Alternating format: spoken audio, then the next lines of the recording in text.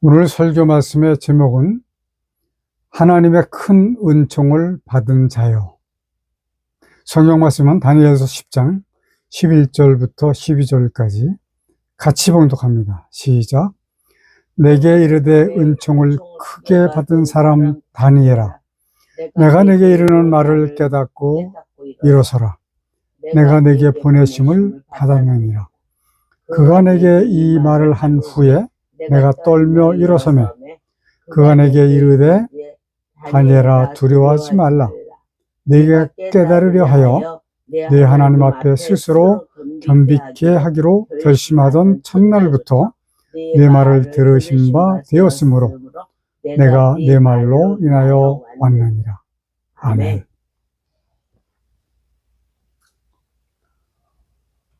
지난 수요일 예배를 다른 교회에 가서 드리게 되었습니다. 그날 그 교회 목사님께서 설교하신 내용이 오늘의 이 제목과 이 말씀이었어요.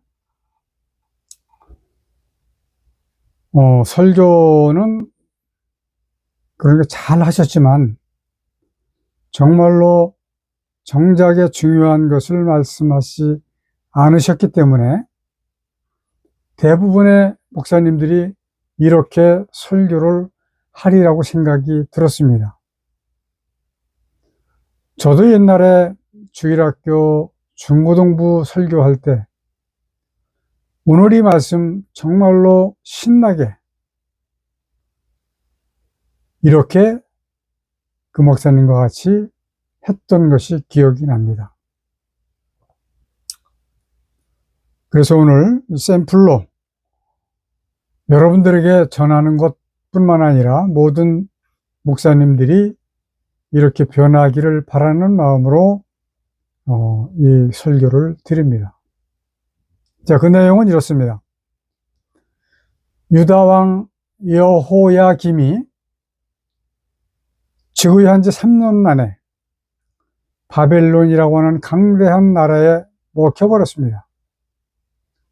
유다는 하나님을 섬기는 나라였고 바벨론은 우상을 섬기는 나라입니다. 바벨론 왕 느부갓네살은 여호야김 유다 왕과 하나님을 섬기는 성전의 기물들을 신할 땅에 있는 자기들의 신을 섬기는 신당에다가 갖다가 두고 느부갓네살 왕이 자신의 환관장 아스푸나스에게 이렇게 명령을 합니다. 유다의 포로 중에서 용모가 출중하고 지혜가 있고 통찰력이 있는 소년들을 데려다가 3년 동안 갈대아인들의 학문과 언어를 가르치라고 하는 거예요. 자, 그렇게 하면서 특이한 것은 무엇이냐면 소년들이 먹는 식사를 왕이 먹는 진미를 먹게 하라 라고 명령을 하는 겁니다. 자, 왕이 먹는 진미라고 하는 것은 어떤 것을 의미하느냐 하면 진수성찬을 이야기하는 것이 아니고 그들이 섬기는 신에게 제사를 드린 음식을 말하는 겁니다. 그러므로 다니엘과 다니엘의 친구 사드락과 메삭과 아벳느고가 우상에게 절을 한 부정한 음식으로 거룩하신 하나님의 이름을 더럽히지 않겠다라고 하는 일념으로 왕의 진미를 거절합니다. 그리고 채소와 물을 먹겠다라고 요청을 합니다.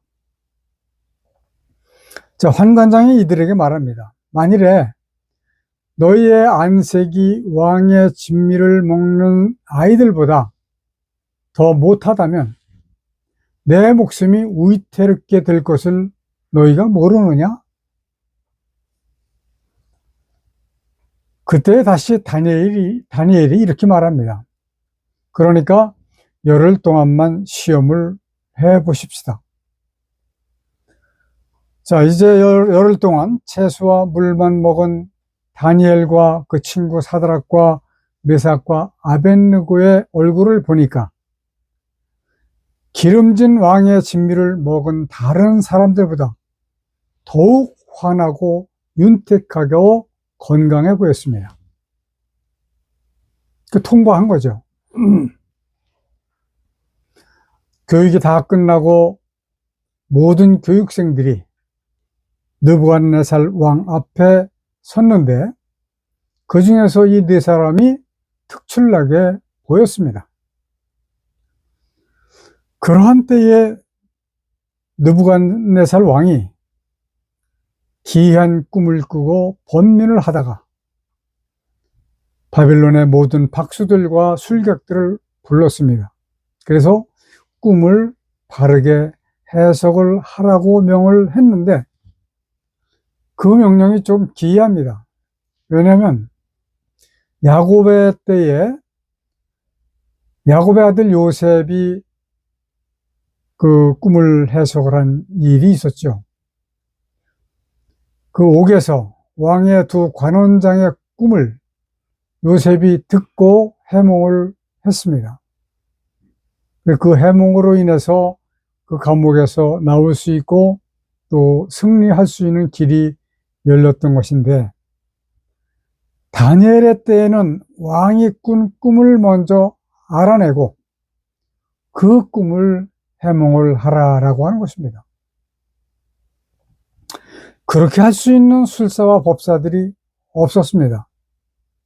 그래서 모든 모여들은 술사와 법사들은 왕의 벌로 인해서 죽임을 당하기 직전까지 간 겁니다. 다니엘이 이 일로 인해서 사드락과 메삭과 아벳느고에게 너희는 하나님께 기도를 드려라 하고 왕에게 나갔는데, 하나님의 은혜로 인해서 왕이 꾼 꿈과 그 꿈을 바르게 해몽을 하게 된 겁니다. 구약에는 이 꿈 이야기가 많이 나와요. 재미있기도 하죠. 느부갓네살 왕은 다니엘에게 인사를 했습니다. 어떻게 인사를 했느냐? 절을 했습니다. 그리고 큰 상도 베풀고, 그리고 최종적으로는 바벨론의 모든 도를 다스리도록 그 권한을 줍니다. 그러니까 강대국 바벨론의 포로로 붙들려간 다니엘이 바벨론의 국무총리가 된 겁니다. 마치 요셉과 비슷한 케이스죠.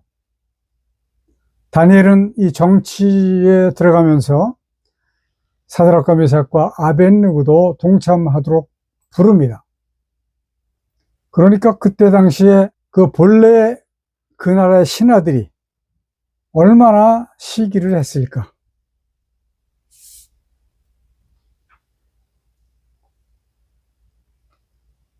그 후에 왕은 금으로 자신의 신상을 만들었습니다. 금신상이 높이가 60규빗이라고 그래요. 그것은 그 센티미터로 미터법으로 환산을 하면 약 24m가 넘습니다.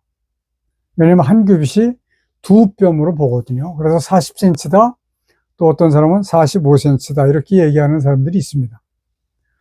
폭은 6규빗이에요. 그러니까 2.5m 정도 되는 거죠. 이렇게 큰 금신상을 만들어서 두라라고 하는 평지에다가 세워놓고 나팔, 피리, 수금, 사명금, 양금, 그리고 다른 모든 악기를 한꺼번에 울려서 그때의 모든 백성들이 왕의 금신상 앞에 절을 하도록 한 겁니다. 만일에 절을 하지 않는 사람이 있으면 극렬히 타는 풀무불에 던진다라고 하는 규칙도 정해버렸습니다. 그런데 갈대아 사람들이 왕에게 고자질을 했는데 사드락과 메삭과 아벳느고가 절을 하지 않았다라고 하는 거예요. 느부갓네살 왕은 화가 났죠. 그들을 불러오게 했습니다.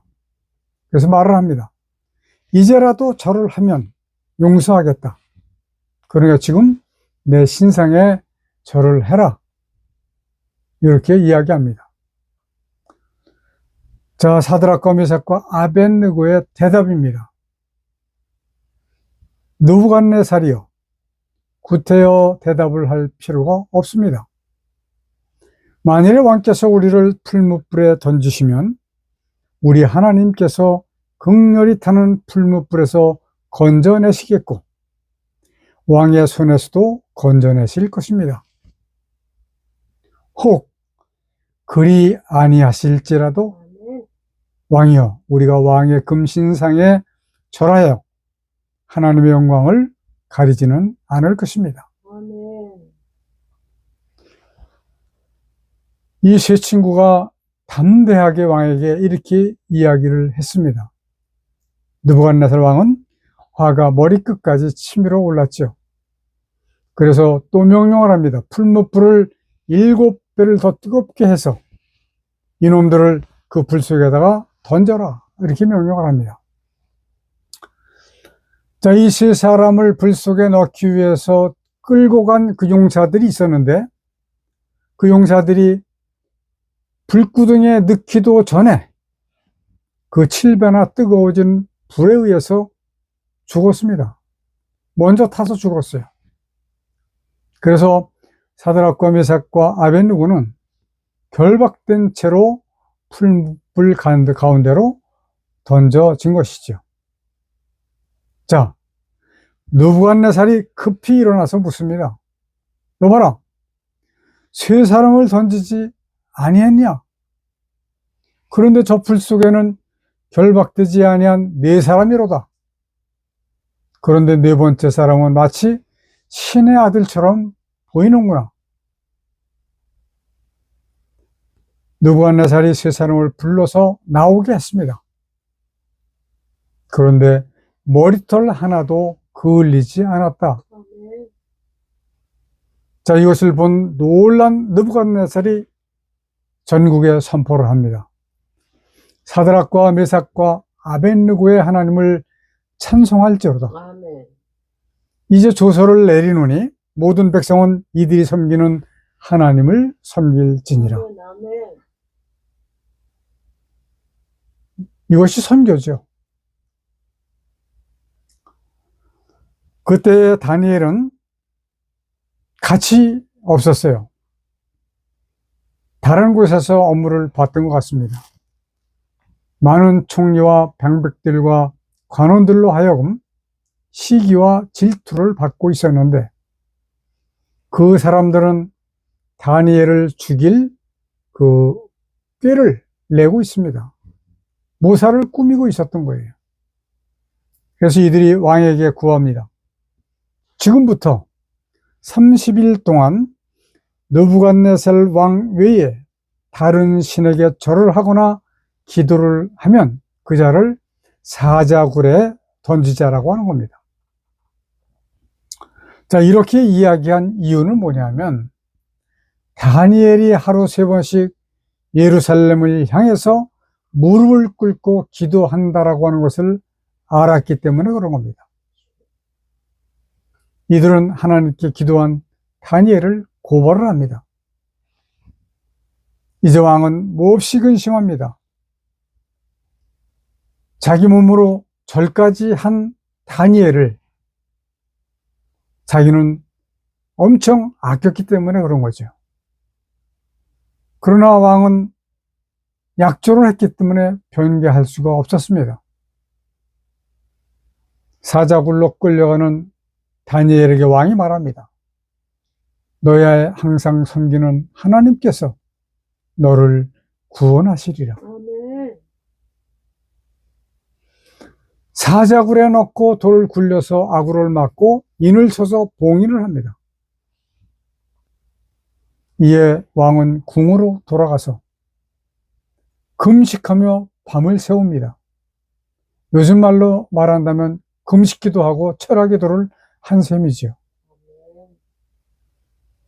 새벽이 되자 급하게 일어나 사자굴로 달려갑니다. 혹시 이미 사자의 밥이 되지 않았나 슬픈 목소리로, 그러니까 아마 두려워서 큰 소리도 못 냈을 것 같아요. 사시는 하나님의 종 다니엘아, 너의 항상 섬기는 네 하나님께서 사자로부터 너를 권하시기에 능하셨느냐? 아멘. 다니엘서 6장 20절의 말씀이에요. 이에 다니엘이 큰 소리로 대답합니다. 왕이여 왕께서는 만세수하옵소서. 나의 하나님께서 이미 그 천사를 보내서 사자들의 입을 봉하셨으므로 사자들이 나를 상해치 아니하였사오니 이는 나의 무죄함이 그 앞에 명백함이 오며 또 왕이여 나는 왕의 앞에도 해를 끼치지 아니하였나이다. 아멘. 이것은 다니엘서 6장 21절과 22절에 나오는 말씀이에요. 이 소리를 들은 왕이 너무 기뻤습니다.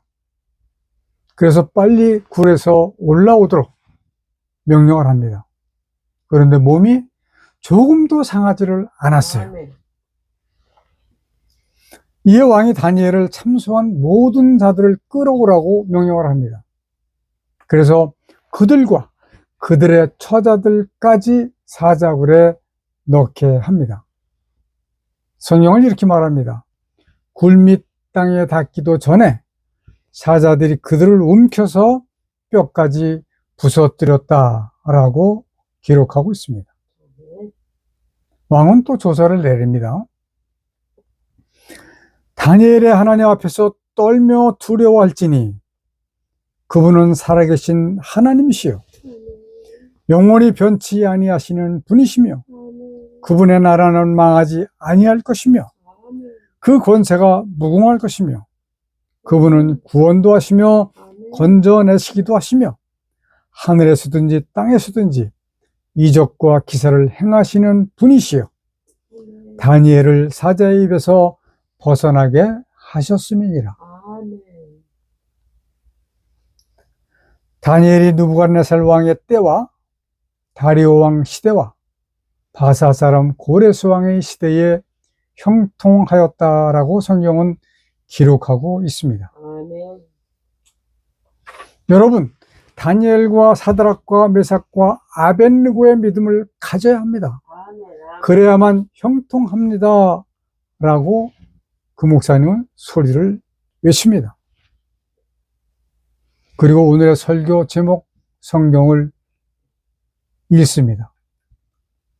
한 손이 있어 나를 어루며 만지기로 내가 떨더니 그가 내 무릎과 손바닥이 땅에 닿게 일으키고 내게 이르되 은총을 크게 받은 사람 다니엘아 내가 내게 이르는 말을 깨닫고 일어서라 내가 내게 보내심을 받았느니라. 이렇게 하고 설교를 마치셨습니다. 저도 옛날에는 똑같이 설교를 했어요. 이 설교할 때는 정말 신나죠. 그런데 오늘 여러분들에게 꼭 말씀을 드려야 될 것이 바로 이겁니다. 다니엘서는 구약입니다. 분명히 다니엘과 다니엘의 세 친구의 신앙, 이만한 신앙 꼭 필요합니다. 오늘날도 필요합니다.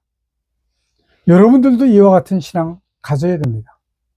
그런데 성경은 시대적인 분별을 하지 않으면 안 된다. 구약의 시대에는 부분적으로는 하나님께서 친히 역사를 해주셨습니다. 창조주 하나님께서는 지금도 똑같이 하실 수는 있는 분이십니다. 그러나 공의의 하나님께서는 시대적으로 구분해서 일하신다는 것을 알아야 됩니다. 자, 오래전에 여러분들 다 아시는 내용입니다. 마가복음 16장 17절부터 18절까지를 그때 당시 그들이 읽었어요. 믿는 자들에게는 이런 표적이 따르리니 곧 저희가 내 이름으로 귀신을 쫓아내며, 이건 그들이 읽은 성경을 그대로 읽는 겁니다. 새 방언을 말하며 뱀을 집으며 무슨 독을 마실지라도 해를 받지 아니하며 병든 사람에게 손을 얹은즉 나으리라 하시더라. 이 말씀을 시대적으로 분별하지 못한 영생교주는 수십 명의 젊은 청소년들을 독약을 마시게 했고 몰살을 한 사건이 있었습니다. 아마 중부지방이었던 거로 제가 기억을 합니다. 텔레비전에 적나라하게 나왔어요. 무슨 독을 마실지라도 해를 받지 아니하며 이걸 글자 그대로 믿어버린 거예요. 오늘날은 이것이 안 된다는 말씀이에요. 시대적으로 분류를 하지 않으면 안 된다라고 하는 말씀입니다. 여러분 이렇게 할 수 있습니까? 안 됩니다. 하면 안 됩니다. 성경에는 또 오히려 잘못 번역된 것이 많습니다. 아주 중요한 내용들이에요. 우리 성경 오역 재편찬 위원회에서는 이 오역을 지금 고치고 있습니다. 그 중에 오늘 이 오해를 한 많은 사람들, 그러니까 영생교회 사람들이 인용한 마가복음 16장 17절부터 18절까지 내 이름으로 귀신을 쫓아내며,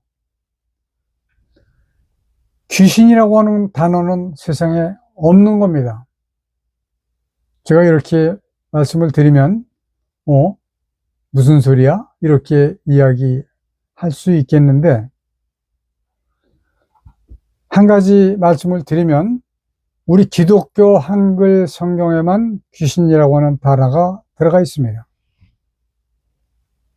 이단들이 쓰는 성경, 심지어는 카톨릭이 쓰는 성경에도 귀신이라는 단어가 없어요. 왜? 귀신이 없는 거기 때문에. 그럼 귀신이 왜 들어갔느냐? 한글 성경으로 번역을 할 때에 유교의 사상이 젖어 있는 한국 사람들로 인해서 귀신이 들어간 거예요.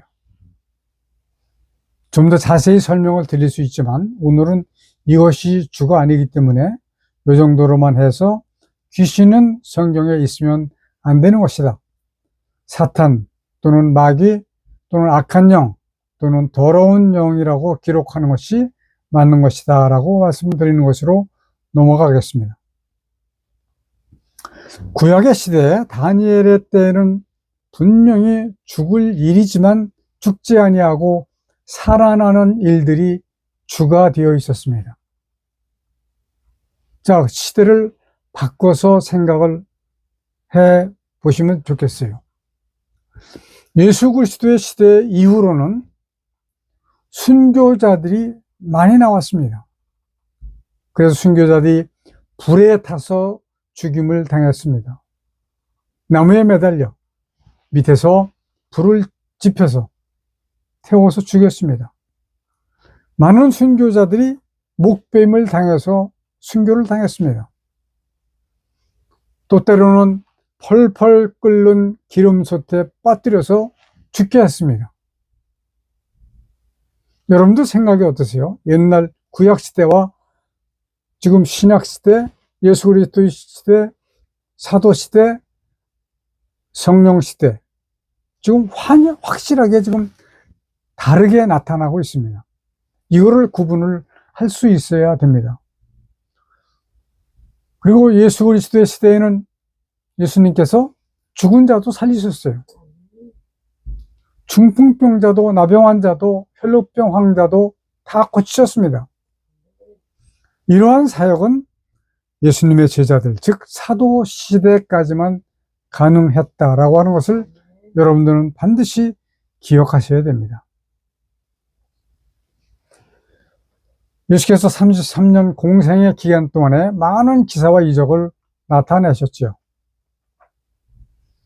예수님이 나타내신 기사와 이적은 그 목적이 하나님의 독생자의 복음을 전파하기 위해서 나타나신 겁니다.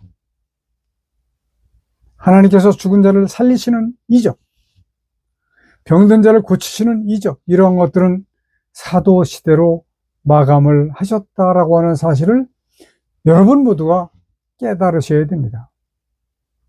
만약에 그렇지 않다면 마치 하나님을 주술적 신으로 섬길 수밖에 없게 되기 때문에 그런 거예요. 바울 선생님이 전도 여행 중에 동역자 드로비모가 밀레도에서 병이 들었습니다. 죽은 자도 살릴 수 있었던 그들이 드로비모의 병을 고치지 못하고 드로비모를 그곳에 두고 떠났습니다. 디모데후서 4장 20절에 나옵니다. 이때로부터 성경에는 기사와 이적의 현상이 나타나지 않았습니다. 이것을 여러분들은 꼭 기억하시길 바랍니다. 그래서 여러분들 기도하실 때 하나님 이거 고쳐주세요, 이거 고쳐주세요.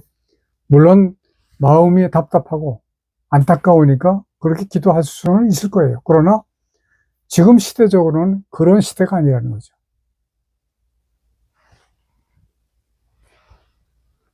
그 사람들은 구약의 하나님이나 지금의 하나님이 동일하시다, 하나님의 사역도 동일하시다라고 하면서 신사도 운동을 주장하라는 사람들이 많이 있습니다. 오히려 저처럼 설교하면 이단처럼 생각하는 사람들이 많이 있을 거예요. 그러나 여러분들은 반드시 이 말씀을 기억하시지 않으면 어렵습니다. 시대적으로 분별하지 못하면 마귀의 졸개가 될 수밖에 없습니다. 오늘날 그리스도인들이 반드시 시대를 분별하고 현실을 직시해야만 하는 거예요. 공중권세 잡은 마귀는 온 세상을 너무너무 어지럽게 하고 있어요. 특히 정치적인 면으로는 더합니다. 어젯밤에 새벽인지 윤석열 대통령이 구속이 결정이 돼가지고 그 판사가, 그 어린 판사가 좌편향이죠, 좌편향. 저는 이해가 잘 안 가는 것이 뭐냐면 좌편향에 있는 이재명은 전에 재판받을 때 도주할 우려가 없기 때문에 구속하지 않는다라고 이야기하면서 현직 대통령이 도망갈까봐 구속시킵니까? 아니죠. 그래서 저는 정치적인 사상으로 보지 않습니다. 이것은 하나님을 대적하는 편에 있는 사람들이라고 하는 거예요. 마귀에게 잡혀 있는 사람들이다, 이렇게 이야기하고 싶은 겁니다. 물론 그 원인은 물질적인 요인도 있을 수 있습니다. 50억 클럽이라고 하는 게 있잖아요. 50억 받고 그냥 눈 감아주는 거예요. 또는 정신적인 요인이 있을 수 있습니다. 말하자면 올바른 정신을 가지고 있으면 그렇게 생각할 수가 없어요. 그래서 올바르지 아니한 마치 미치광이처럼 그렇게 보입니다. 아주 얌전해요. 젊고. 그리고 또 한 가지 요인은 성적인 요인도 있을 수가 있습니다. 그래서 저는 아마 저뿐만 아니라 많은 사람들이 이것을 알고 있을 겁니다.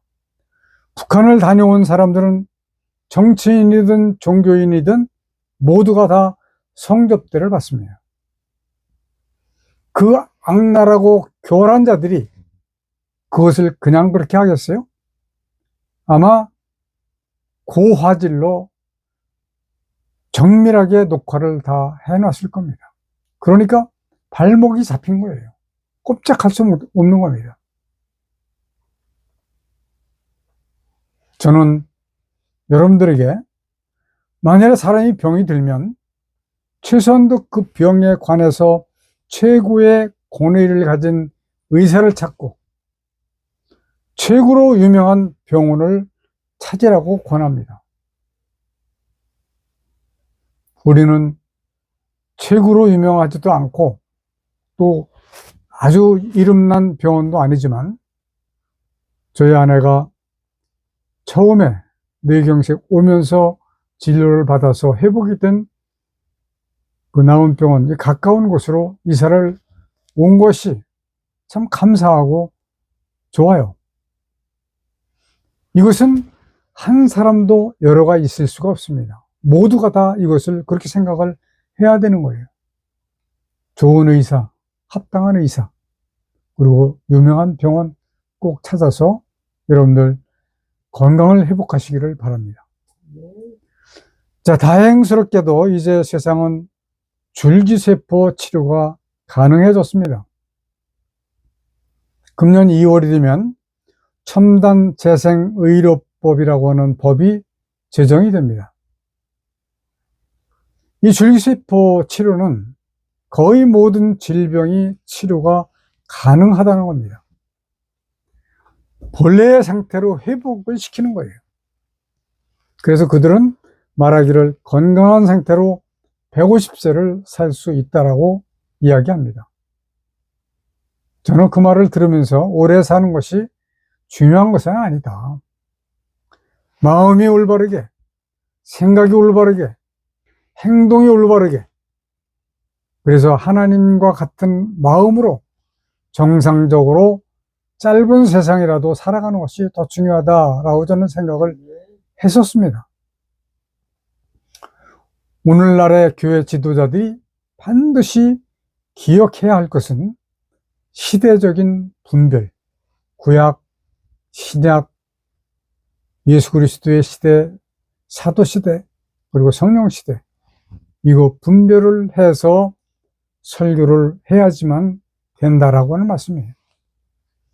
오늘 이 말씀은 여러분들뿐만 아니라 세상에 있는 모든 목사님들이 이것을 깨우쳐야 되는 겁니다.